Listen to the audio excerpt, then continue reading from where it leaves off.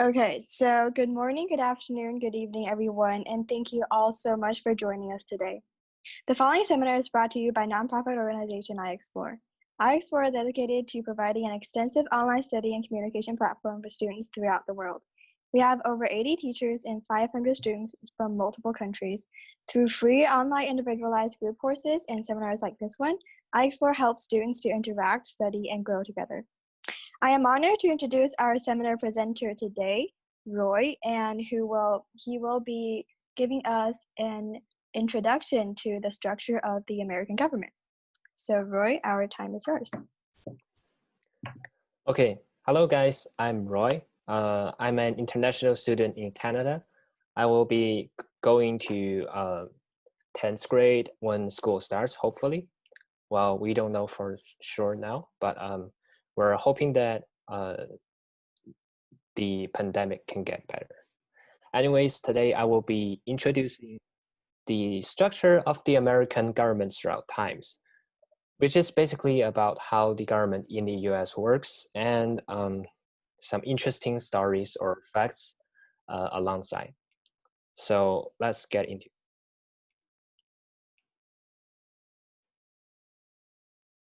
And first of all, before I talk about actually the US government, I think that you guys need a basic idea of different forms of government to make sure that like you need to realize the uniqueness of such government, such as the United States, because not all governments around the world are like the US.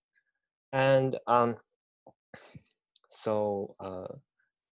the left is a poster of the type of government for the United States, which is called democracy. And but there are at the same time different types of governments around the world.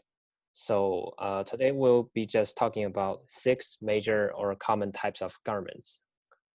And the first one, as you can see here, so this one, it's called anarchy, and it's basically where there is no government, no political leaders in the country, and there's a chaotic society overall, and people are being ruled by no one. There's no rules to follow. There's no one to enforce those rules. And an example can be the Somalia anarchy. So Somalia, you might have heard of it because of its pirates. And the actual country is in a chaos right now because they have no leaders and they're fighting a civil war from the 90s, I believe, and until recently, and it's still going on. And another type of government is called dictatorship. So here. And the most iconic person who enforced dictatorship upon his country was Hitler. So Adolf Hitler was a total dictator, and you can see from his rule that this is when like only one single person gained power by force, or by threat, or by violence, or by propaganda, and all sorts of ways to control the country entirely, and everyone must listen to him or her. And so it's basically like absolute power for one single person. And also another example would be Kim Jong-un in North Korea. And the third type is called theocracy. So this one is a bit special because this is where like religious leaders such as priests or popes rule in the name of God. So it's related with religions, and where religions and politics merge together. So the religious leader in the country is also the political leader, which is pretty interesting, but it's totally different from the United States. As in United States and some other European countries, they believe that politics and religion should be separated. But for some countries, they believe that they should be merged. And so popes in Rome in the past have been ruling as a political and religious leader together.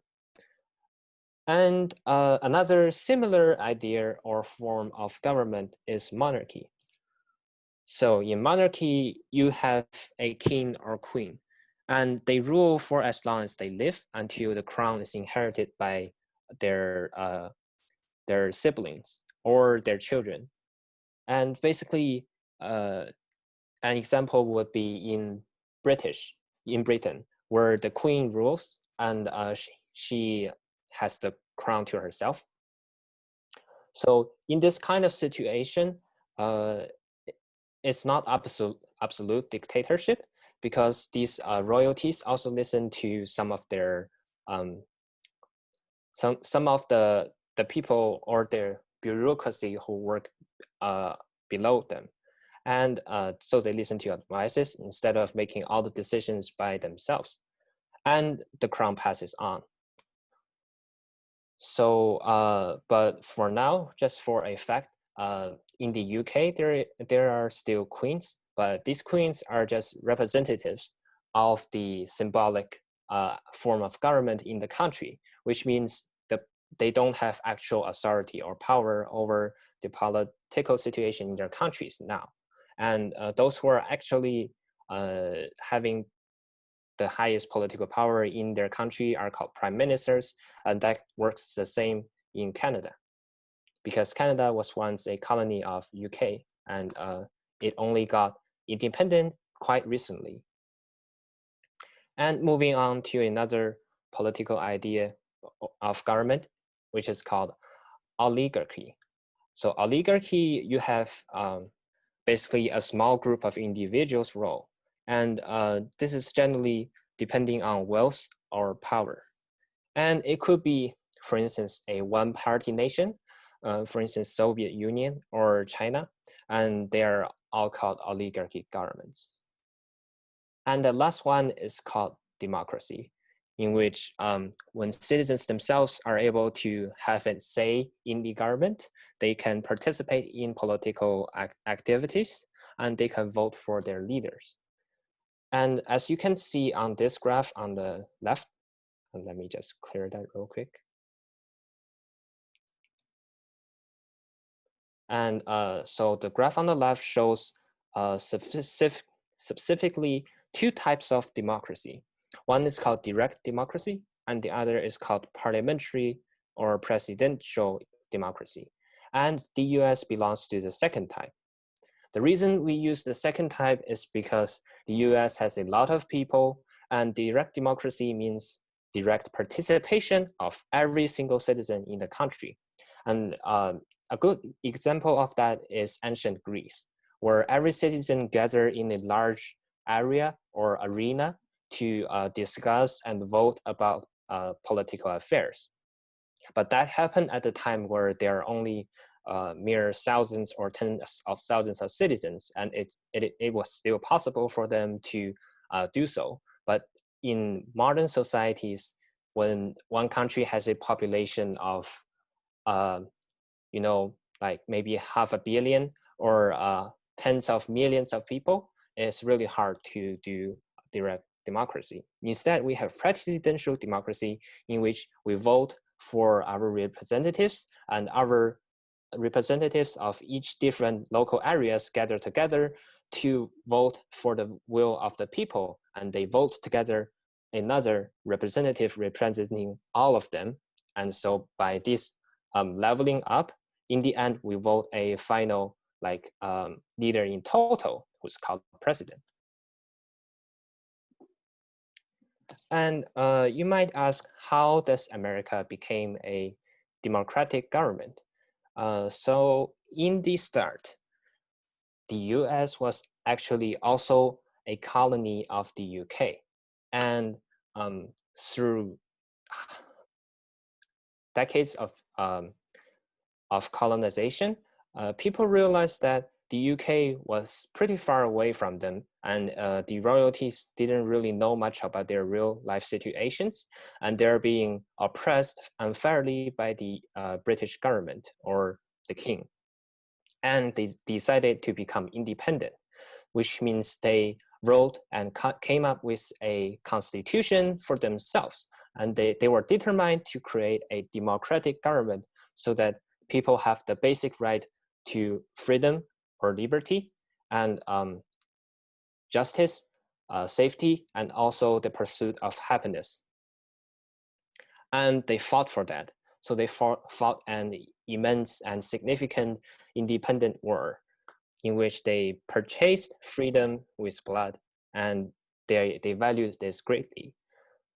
So the graph on the right is basically the development of the democratic government in the US through the 18th century.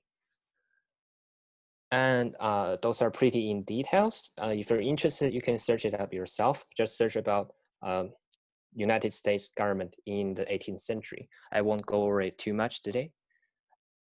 It's basically about creating laws that ensures human rights are being preserved in the country to make sure that it's a democratic one. And speaking of democracy, our founding fathers of the United States have many things to say. And I selected some of the most interesting quotes to share with you, because I feel like they are very helpful in the understanding of democracy as a whole. So first of all, Walter Winsheld said that too many people expect wonders from democracy, when the most wonderful thing of all is just having it. Because not all the countries in the world are democratic, and only a part of them are. And personally speaking, I feel like democracy is one of the best forms of government. And people who live under democratic government are sometimes complaining, but they don't really realize the benefit they're also receiving from having democratic government, so that they actually have the right and freedom to criticize and complain about their own government. And moving on to the second quote, democracy is based upon the conviction that there are extraordinary possibilities in ordinary people, says Barry Emerson Joseph. And this quote is basically about saying that people trust in each other to create a better society, to create a free and equal society where everyone is treated equal, born equal. And that's a very ideal state of the United States. People are working towards it, but they're still not entirely closing to it. And the third quote, which is my favorite one, is wrote by Abraham Lincoln in his speech called the Gettysburg Speech. So he spoke that democracy is the government of the people, by the people, and for the people. And I believe this is the most obvious purpose of having a democratic government, is that it's being built for the people, and it's consisted of the people, it's being chosen by the people. So it's representing everyone's wills, basically. And the next quote, democracy is a system of self-determination. It's the right to make the wrong choice. Which means sometimes some people are going to make the wrong choice, but as the government, you still need to give their freedom to make those choices. Because if you won't let them fail willingly, then it won't be a democratic government. Because how can you decide what is wrong or what is right when you're only a government and not fully understanding all your people's wants continuously? Because you need to give your people enough freedom for them to accept your existence as a government, and the government should serve the people. And that's basically the idea behind U.S. government, is that people should have the right to make wrong choices, because there's no right or wrong to be decided by the government. And democracy is good, says Jawaharlal Nehru. I say this is because other systems are worse, which is his personal opinion, and but it's quite interesting to hear. And the last quote is, in a democracy, the individual enjoys not only the ultimate power, but carries the ultimate responsibility, which sounds pretty similar with what Uncle Ben said in Spider-Man, with great power comes great responsibility. This is basically the same thing. Like when the democracy knows that when people give the government such a big power to lead the entire country, the government should serve the people well, and they should do what the people ask them to do for. And they should realize their own responsibilities and not just enjoying the power or abusing it, which we will talk about later. And moving on to the next part, I will introduce you the most basic or fundamental idea in the US government, which is called the three branches. So the US federal government is basically composed of three branches, or three parts, if you want to call so. And they're called the legislative branch, the executive branch, and the judicial branch. So these three parts are very important or essential in understanding the US government, and I hope that you can learn a lot from it. So as you can see from the picture in the left, if you summarize their functions in a few words, the legislative branch makes laws, while the executive branch carries out laws, so they take actions, and the judicial branch interprets laws, which means they make judgments based on those laws. So they have different jobs, and you can see the president is actually the head of the executive branch, and you have vice president and his cabinet down it, whereas the legislative branch has a Congress, which includes the Senate and the House of Representatives, whereas the judicial branch has a Supreme Court.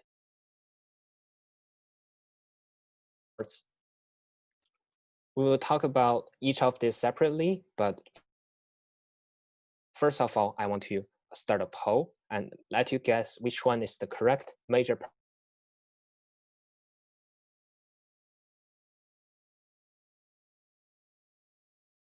below the options. They are pretty helpful in understanding the functions of these branches.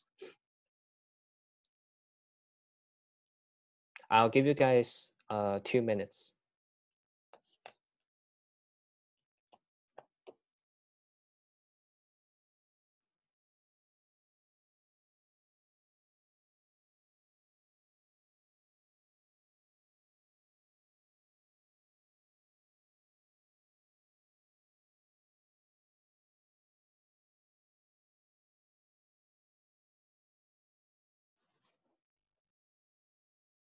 Oh, sorry. I'm so sorry. I just realized that I started the wrong poll. It's the wrong question. Sorry. I'll change one. This should be the correct one.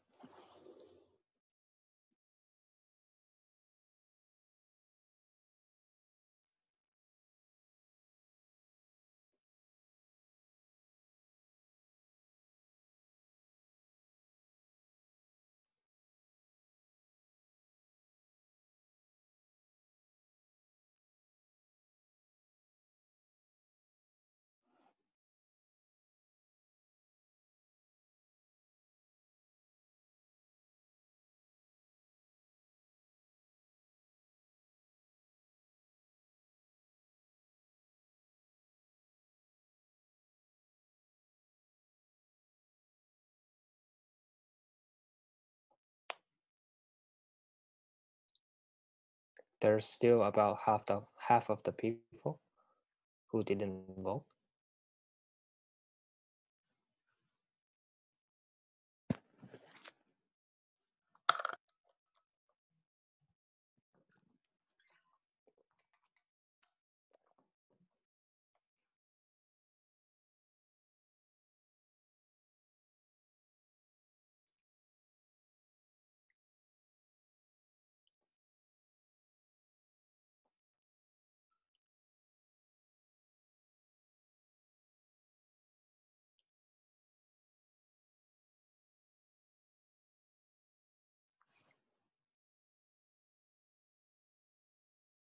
Half more minutes.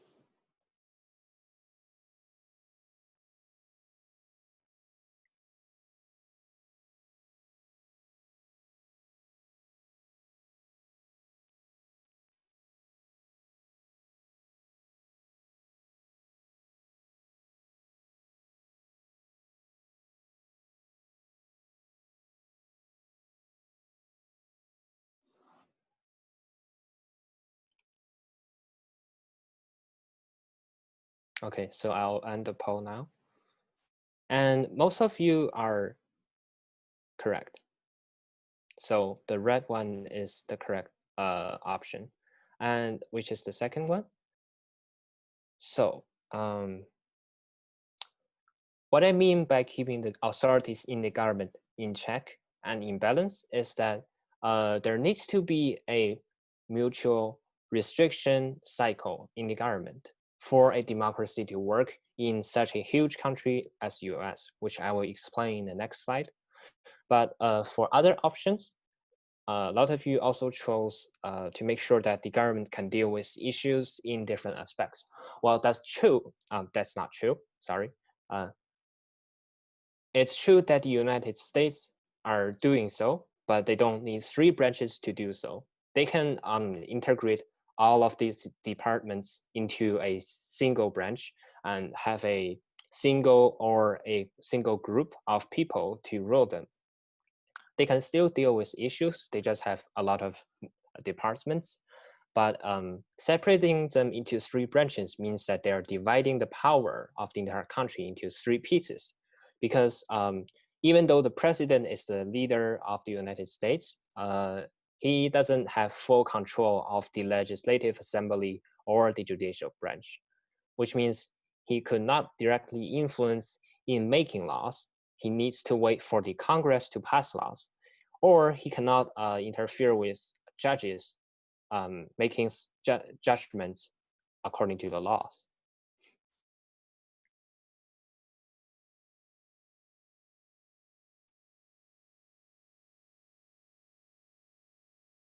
And if you have any questions, please feel free to type it in the chat. I will answer it together in the end of class.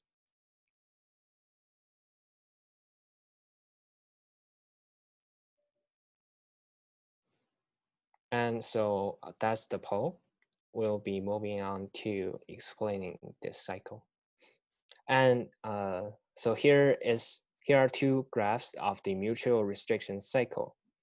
And you can see that these three branches of the government act like as a triangle. And there are detailed explanations on the one on the right. So the Congress approves presidential nominations and controls the budget. It can pass laws over the president's veto and can impeach the president and remove him or her from office, which means the influence that the legislative branch have on the executive branch is that they basically can pass laws, and they also can design the amount of money that the president and his cabinet can use each year. So the president needs permission from the Congress to use the money of the country or the government. And it can pass laws, which I have said.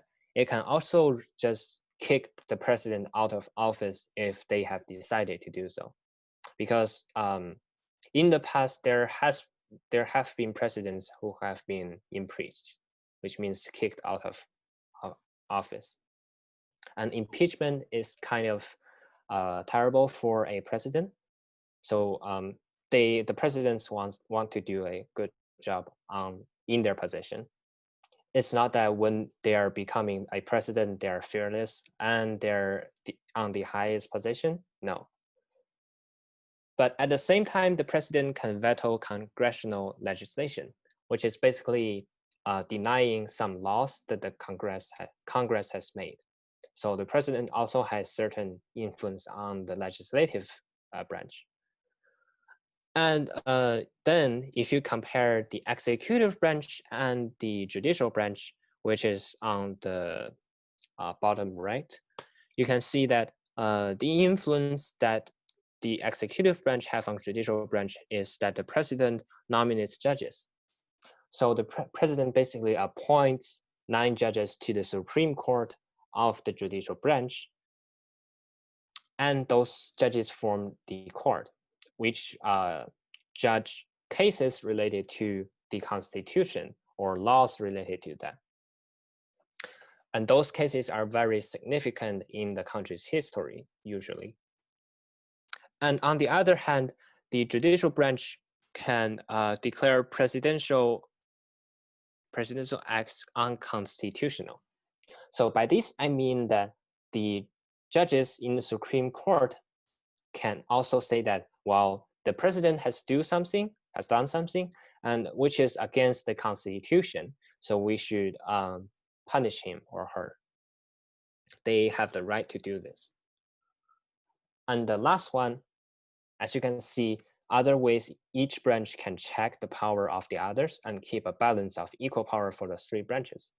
So yes, Albert, you can type your question. I'll answer it in the end.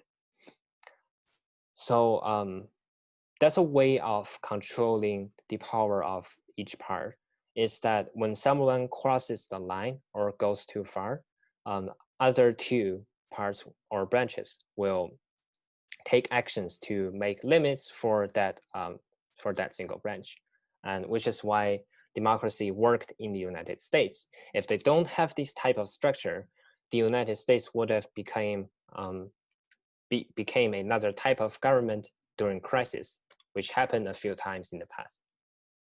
And the last part is where the judicial branch have an influence on the legislative branch by saying the court can declare laws unconstitutional as well. So basically, their influence is using the Constitution. So the Constitution is not like normal laws.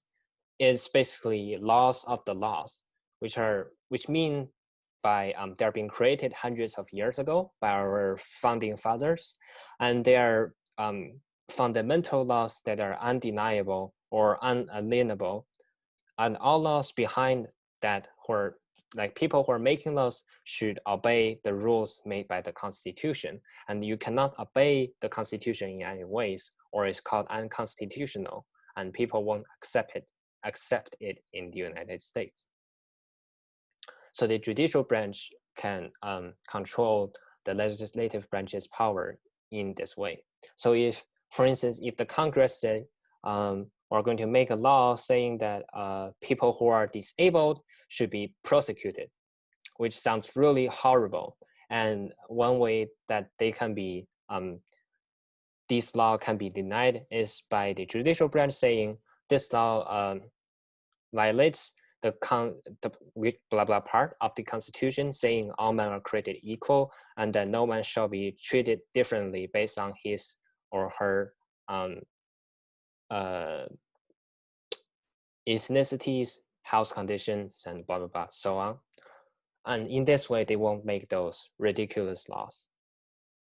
And on the other hand, the legislative branch can also say that, then can also confirm the president's nomination. So the Congress can impeach judges and remove them from office. So, which is kind of like how the legislative branch impeach the president. They can also have an influence on the judges. So if the judges aren't doing something right, and when they're violating the rules really severely, the Congress can also impeach the judges as well as the president. So take some time to understand that. And in the left, it's basically the same thing.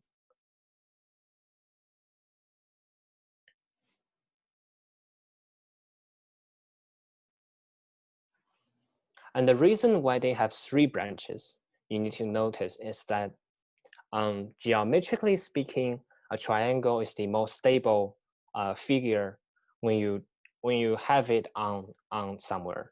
Like if you put a triangle on the geometric plane, it's difficult to destroy it compared to quadrilaterals or a single line, because when you have 3 points, it's physically speaking, it's a lot more stronger because they have a stronger structure. Well, it's based on common sense. I don't think I need to explain that further. And at the same time, it works the same for these three branches because they work as a triangle. And there's a quote on the bottom right: "With great power comes great responsibilities." I find that this quote in Spider-Man actually suits a lot for the government, and that's what they're doing is realizing that they have great responsibilities and taking a lot of actions to fulfill their duties because they have immense power.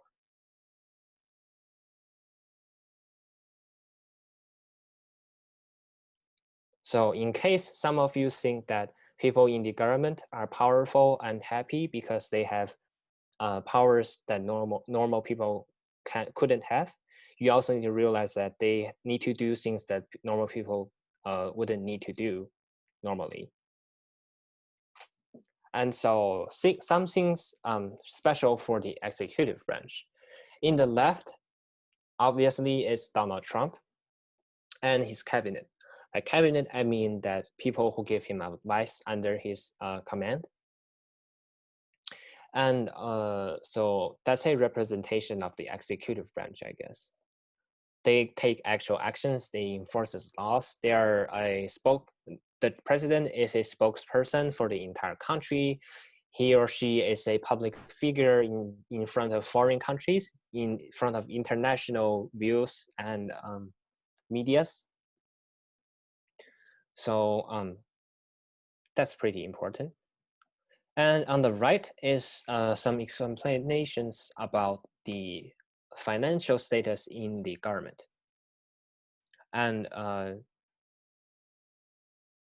this thing called budget is quite interesting because a budget is being designed, as I have mentioned, by the Congress.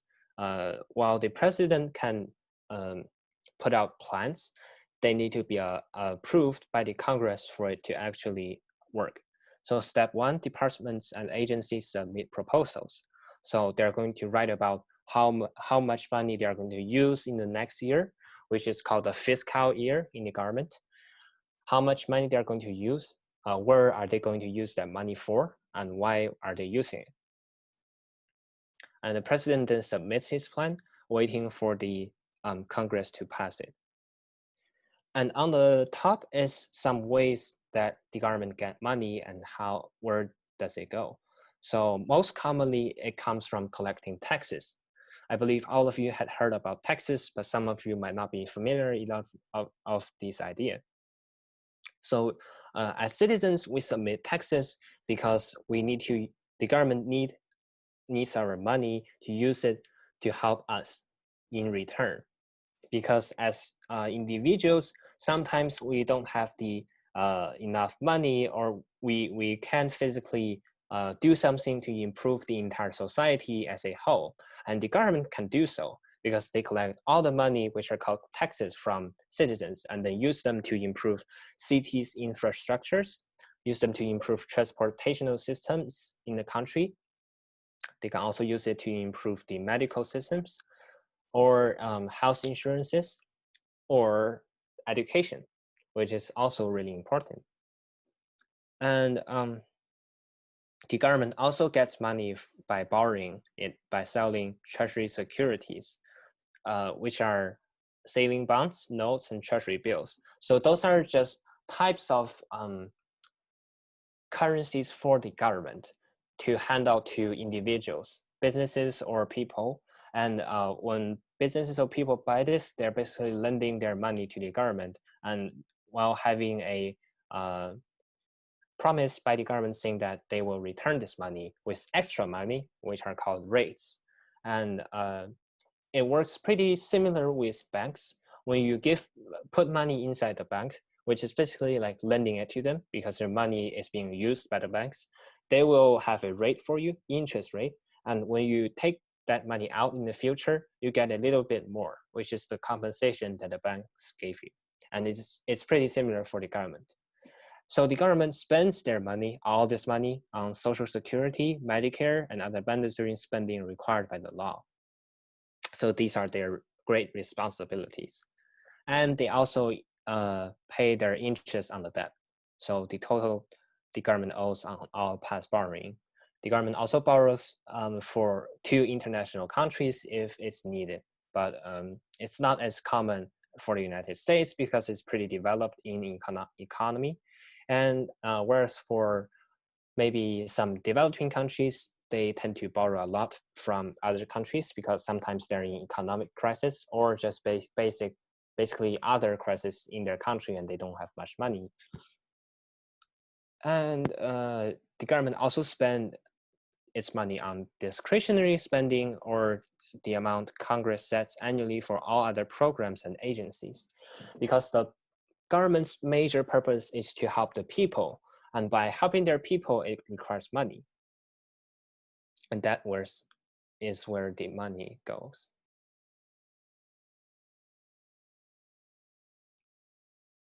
And the reason I put it under the executive branch is because most of the money is being spent by the president and his cabinet each year, because they're taking actions and they need money to do so. And the next part we are talking about is the legislative branch. Sorry. So the legislative branch, which is also called the Congress, is composing of two parts. One is called the Senate, the other one is called the House of Representatives. And basically the difference between these two parts, one is that the Senate has members that are how do I explain this? So you know that people in Senate and in House of Representatives come from different states in the United States of America. And so when they come from different states, people need to define the amount of, or the number of senators, senates, or representatives in each state. And so in the past, like when America was first founded and when people was building the Congress, people argued about how the states should be represented in the Congress. Because some people said, well, we should be equal, we should be fair, and every state should have 2 members or some numbers of people in the Congress, regardless of how many people you have in a state. So regardless of the population, regardless of how big the state is in land, or how advanced the state is. And some people agreed with this, but then bigger states disagreed because they feel like small states are being overrepresented. Because think of, like, if you have 40 million people in your state, for instance, maybe California, and then at the same time, you have only tens of thousands of citizens in another state, small state, for instance, Rhode Island. I'm not sure with the exact number. I'm just saying that the population in Rhode Island is way more or less than California. And if you put the same number of representatives from these 2 states in the Congress, it's not actually fair for some people, especially the big states, because they have so many people, they have such a big land, but they have the same number of representatives with the small states. And which means when you divide them onto each citizen in the states, if you let me use 2 smaller numbers. If one state has 4,000 people, another state has 40 people. If you have 2 members for each state, then for the first state, each representative represents 2,000 people, because 4,000 divided by 2 is 2,000. And for the second state, each representative represents 20 people, because 40 divided by 2 is 20, which means one state gets one representative out of 2,000 people. And after another 2,000 people, they get another representative. Whereas for the second state, after only 20 people, you have a representative.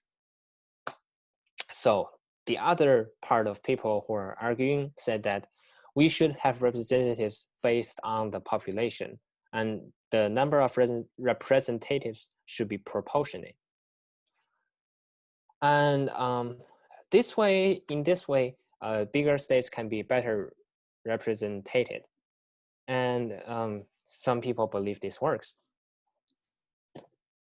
Peter, I'll answer your question at the last. Okay. Yeah. And So they didn't quite agree with each other at the time. So they came up with a solution is to have two different parts of the Congress. One part is when they use the same number scenario. For each state, you have the same number of representatives, and that is the Senate. So the Senate has representatives who have equal numbers for each state, and the other part uses the House of Representatives, which means bigger states have more people in that house, and smaller states have less people. So these two houses or two parts of the Congress make the same make decisions based on the same topics or same laws. They pass the same laws, but then they make decisions separately. Am I clear? So if you're writing a law and you want, for instance, if the president wants the Congress to pass a law or some specific actions, maybe passing the budget, it's going over through both of these parts, not only one of them. But when both parts are having a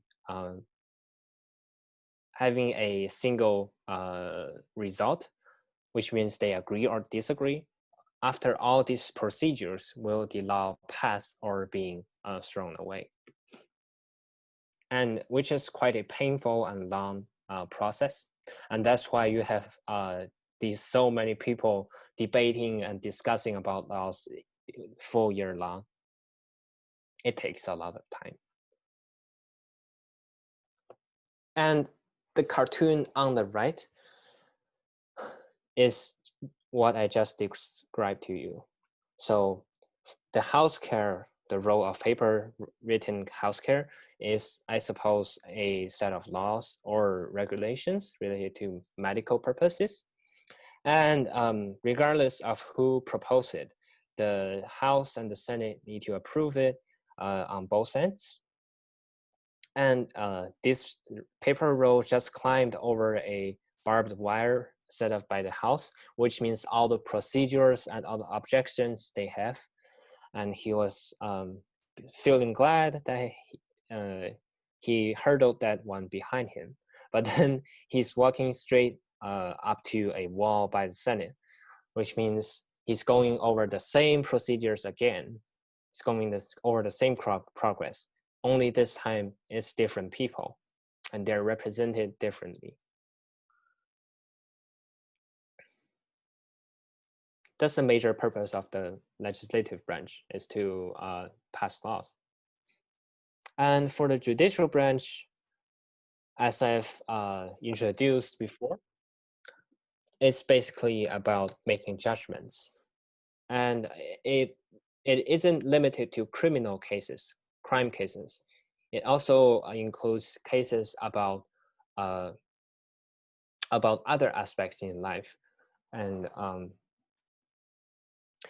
so the Supreme Court is the top court in the country, and they basically make judgments based on the Constitution and also past cases, which means they will look at the past and see how other previous Supreme Court judges make decisions. They will refer to those decisions and make decisions of their own by this way. So they look at past decisions. And there are 9 justices in the Supreme Court. And they have a leader called the Chief Justice, who sits in the middle and is the head of the judicial branch. So the reason why they have 9 instead of 8 or 10 is because an odd number for the judges can result in better decisions. Because if you have 8, sometimes the vote would be 4-4. So 4 judges might think that the criminal is innocent, while 4 might think he's guilty. And to avoid this kind of situations, we have an odd number in court of judges normally. And there are also 8 associate justice. When a new justice is needed, the president nominates a candidate, usually a federal judge. So I guess I will be first explaining the different courts in the United States because there's different levels of courts in the states, and the Supreme Court is on the top. So as you can see here, the president have the power to appoint judges, but because of the mutual restriction rule, the Senate votes to confirm the nominee. So the Senate decides ultimately whether to confirm or not. And the court can continue deciding cases with less than 9 justices, but if there's a tie, the lower court's decision stands. So if they miss some justice, which for instance 8, and a situation that I have talked about happened where they have equal number of votes, the lower court's decision stands, which means basically the Supreme Court's, the Supreme Court's judge cases that came up from lower courts because they don't directly judge cases that are being unjudged before. All the cases that they have is what people appealed. So lower courts made some decisions, and the suspect, or you can call him the defendant, and also people on the other end, when they're unsatisfied, they can make appeals, which means sending this case to higher courts to make decisions again, because they are unhappy with the current decision. And for this case, if the Supreme Court get these cases and have less than 9 judges, and if they have a tie in votes, then the decisions back in the lower court stands. And just for a matter of time, justices are appointed for life, though they might resign or retire. They serve an average of 16 years. Because you need to know that if you want to become a Supreme Court judge, you need to study a significant time in college, in university, and probably maybe even in postgraduate, when you study more about laws, about making judgments. And you also need to become a judge for a long time before you become a Supreme Court judge, because normally you will be judges in the normal courts when you are still young.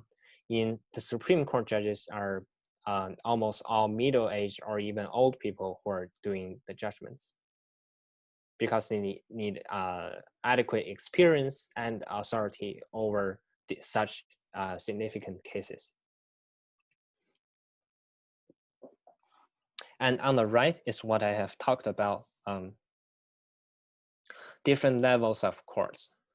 So first of all, the highest court is the Supreme Court. I don't need to introduce more. It's the head of the judicial branch of the federal government, just as the president is the head of the executive branch. And it's responsible for deciding laws of whether laws violate the Constitution. I have also mentioned before. It actually doesn't operate full year long. People need a rest, so do judges. And you have local courts from the bottom. And then after that, you move on to state courts, which are called state trial court. And then if you're still unsatisfied, make an appeal, you go to state court of appeals, in which you state your affairs, then you are being moved up to the state Supreme Court, which is not the Supreme Court of the nation, but only the Supreme Court of the single state. The Supreme Court is actually by means the federal Supreme Court. And after the state Supreme Court, if you're still unhappy, you can apply for the federal trial court, which are basic courts in the federal level. Federal means the entire country, nationwide. And as the last resolution, you can go to the U.S. Court of Appeals to be moved to the Supreme Court, which is the highest court. And if you're still unhappy, you'll have to take it.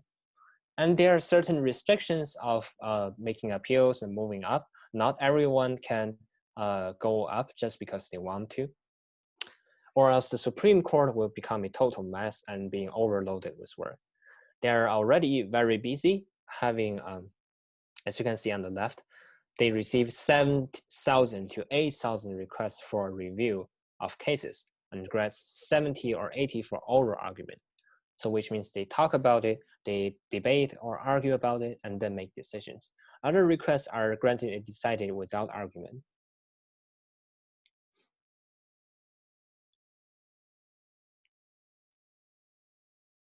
And the last part of today will be a story of a campaign, which is about the president. So many of you can be curious about the president himself. Like, is he actually the most powerful human being on earth? Is he actually, because it's the United States, is he actually that powerful? Well, the answer is no. Because first of all, being or becoming a president is harder than you think. It's really, really extremely hard for you to be elected to become a president. You need to climb all the way up from the bottom, which means in the political field, you need to start from a very small officer or position in the U.S. Government. You're maybe you're only a mayor of a town or a small officer in the provincial government, and you climb all the way up by doing all sorts of elections. People elect locally, provincially, and federally. Not only presidents are being elected, but almost a lot of the governors under him are all being elected by the people. Because people need to elect representatives of their local areas, not just one president. And you have candidates from different parties to compete for the president, because there's a saying in the United States called the political parties. And there are only two parties who are large enough to have a say in the federal election, which is the Democratic Party and the Republican Party. And the Democratic Party's color is blue, and their mascot is a donkey, whereas the Republican Party is red, and their mascot is an elephant. And just for your information, Obama here in the middle is Democratic, and Donald Trump on the right is Republican. And you can search yourself if you're interested about which president is which party. So normally, the party of the president will switch after each term or after each president, because the party in power is easy to be switched, because people need a balance of power, and that is the major idea of the United States government. And which we go back to the mutual restriction cycle. The president, even if he managed to become a president, he's still being restricted in power, because he's being watched by the public, by the media, by people all around the world, since he's the United States president. Internationally, he's being watched. Domestically, he's still being watched. And in addition to that, the Congress is monitoring him, and the judicial branch is also monitoring him, or keeping eyes on him, because the president himself is the head of an entire branch, which is already significant. For the other two branches, they don't have a single person who rules the branch. So the president is being watched closely upon, and you can't really have too much power for yourself if you're really ambitious and not content with your current amount of authority, because people will restrict you. And that's a good thing, because that avoids dictators or unreasonable leaders in the United States, in which we'll talk about later. And these pictures are Obama and Donald Trump working or participating in the elections. So because of time limit, I won't talk much about the electoral college, which is kind of hard to explain, and I will take a lot of time to go over that. If you're interested, you can search it up. It's basically about how the election works, how people are participating in it, but as well, like along the governors. And there's an interesting situation, just to tell you, I can't resist myself. There's this interesting situation where the one candidate has the majority of votes among the common voters, but then in the electoral college, in where the entire states votes and the representatives of each state decide a candidate for their vote, and when you have less vote in the electoral college, you can't become the president, even if you have the most votes in the common, like normal voters. So that's a very interesting phenomenon. And there's arguments about also overrepresentation of small states in the electoral college because they have numbers of representatives. Proportional, but people argue that some are not proportional enough. And if one candidate managed to become the president, if they want to stay in the office and fulfill their duties, they are facing hectic work schedules every day. They work really, really hard. They work, how do you say that? Nose into the ground. Sorry, I forgot that saying, which is talking about how hard one is working. They need to deal with domestic and international affairs. And although they have many assistants, important decisions are still need to be made by themselves. They also need to read a lot about current affairs, and they also have a lot of public pressure in which medias and citizens are watching him and also shouting him suggestions, comments, and advice. There's a lot of public pressure, and not everyone can become a successful president. So it's really hard to be a president, and it's harder than you think.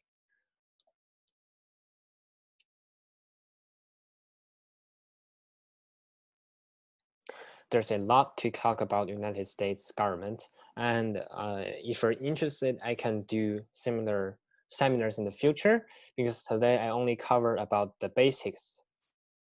I haven't even go further deep inside much. And as the last part, I really want to share you two stories that are real life stories that happened in the history. So one is called about a Japanese international student, which is pretty relatable to us because I believe many of us are international students living in foreign countries and studying. And the other one is called the Watergate scandal, which is a huge political scandal in the past. To be more specific, in the second half of the 20th century, so 1970s or 60s, I believe, I forgot. And it's about the impeachment of Richard Nixon, a president of the United States. How he has made like huge mistakes which violates the Constitution, and that is a great example of how the three branches keep each other in check. Because in that case, Richard Nixon crosses the line way too much, and as the head of the executive branch, he is being regulated by the two other branches, which is impeachment. So that one, because of the time, I'm really sorry, but I can't really go too much for that one. There's a lot of documentaries or videos about this if you just type Watergate, and it's also very complicated. So if you're interested, you can learn about it yourself. Just one last quote for him. I have never been a quitter, but as president, I must put the interests of America first. So eventually he realizes his mistake. He said that he was guilty. And at first he denied that he did something wrong, which is basically sending people to steal important information of his opposing political party. And he didn't admit that he had done so, because if he admitted, it means that he was stealing secrets and destroying privacy of other citizens, which is what the most that we don't want to see for a president to do. And but at the last, as many more people are being involved in this case, and as investigation went on, he finally have to admit by public pressure. And it was to the point when there are military forces in front of the White House, and they were like in a state of Cold War, where the legislative branch is in conflict with him. So in that case, the interest of America is being protected by the impeachment of Richard Nixon. He resigned. And as for the first story, which I will go over today, it's about a Japanese student. So one day and it happened also in the second half of the 20th century, I think. So a few decades ago, in America, a Japanese student was drinking with his friend. And after drinking, they were a bit drunk, but they were still driving. And when they were driving, because of the drinks, they became lost. And they were new to the country. So they recently moved into the United States to study. And as they got drunk, they stopped because they got lost. They pulled over by a house and in a community.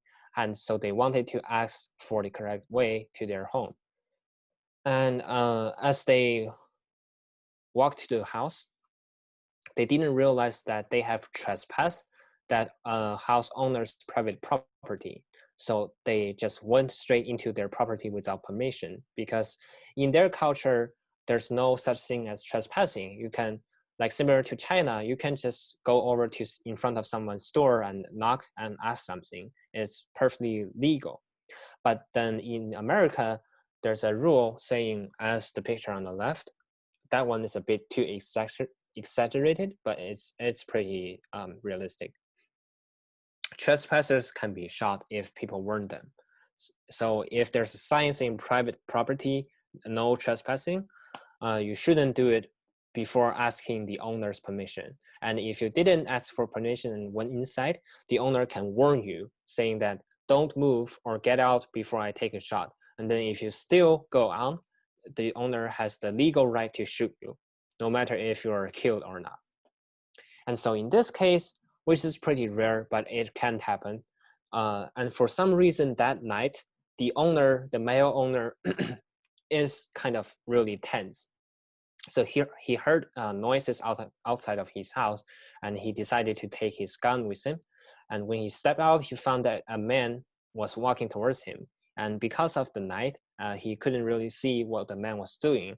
And that student, who's obviously not so good in English, was struggling to clearly express how he wants to ask for a way. So he wants to walk close to the man to explain him like face to face, which is easier because he's bad at English. And so as he continued to walk on, and also he didn't really understand what the owner said of the warning, because the owner was holding the gun and warned him that you need to get out right now before I shoot you.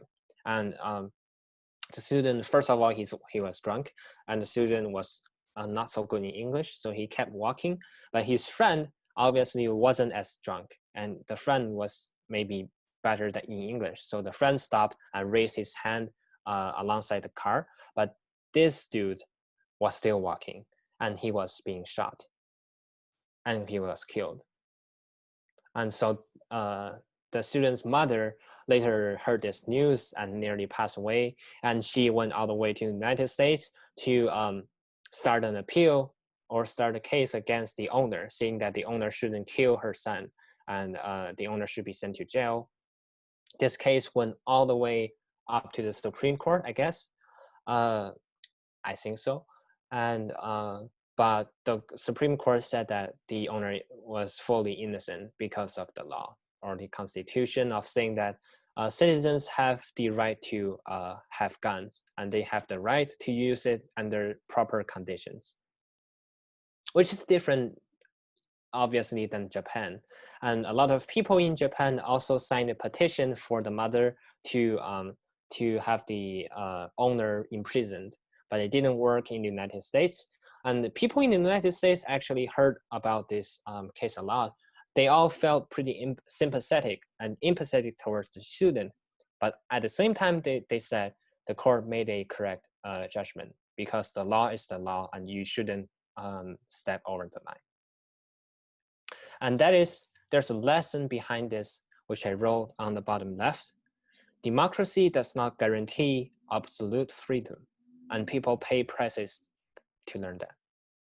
So in this case, that student didn't learn well about the US laws. He didn't know about this. And he thought that in US, maybe it's a very free country. He can do a lot that he couldn't do in Japan. Even if it didn't think about in that way, he still crossed the line and he paid the prices. So there's a misconception about America, saying that it's a free country. You can literally do things that you want, no matter what. And it's not true, because democracy doesn't mean absolute freedom. It's relative freedom comparing to other political ideas. So you only have this freedom based on certain conditions. And if you violate those conditions, your freedom is not guaranteed anymore. And everyone should know this, because sometimes if you don't know, you will cross over the line without even knowing it, and you will face serious consequences. And that's why I'm bringing this story to you, and hope that it will help you in the future. So that's the end of my seminar, and now I will look at the questions. So a big thank you to Roy for explaining to us in such detail the structure of the US government and really simplifying down this huge topic for us and linking it back to real life. Don't forget to subscribe to our YouTube channel and follow us on Instagram at iExplore Club, where we will be posting the recordings of our seminars and updates on future events. If you have any more questions that we did not get to this seminar, feel free to contact us with email or WeChat, and we will be directing you straight to Roy. So once again, thank you guys so much for joining us tonight. iExplore will be holding more seminars in the future, and we definitely hope to see you there. Okay, so bye guys.